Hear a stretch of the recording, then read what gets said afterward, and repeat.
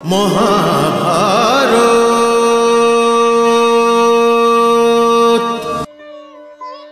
ক্ষণিকের জন্য নিজের চোখের বাঁধন খুলে আমাকে দেখো।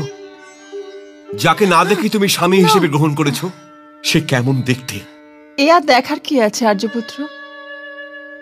আপনার এই শরীর, আপনার আত্মা, যা আপনি নন, আপনি যেমন, তাকে আমি বিনা দৃষ্টিতেও দেখতে পাচ্ছি।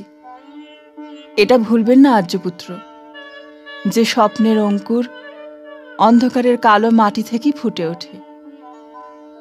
ঈশ্বর আপনাকে স্বপ্ন দেখবার জন্যই রচনা করেছেন।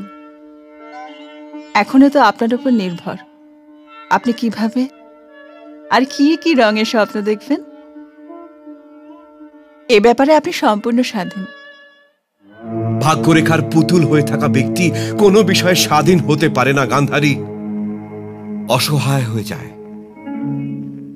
যদি তা না হতো তবে অন্ধ কেন হলাম?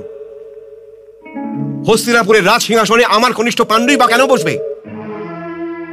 এটাই ভাগ্য যে আমারই হাতের আঙুল ধরে আমাকে ওই সিংহাসন থেকে দূরে সরিয়ে দিয়েছে, যেটার উপর আমারই অধিকার ছিল।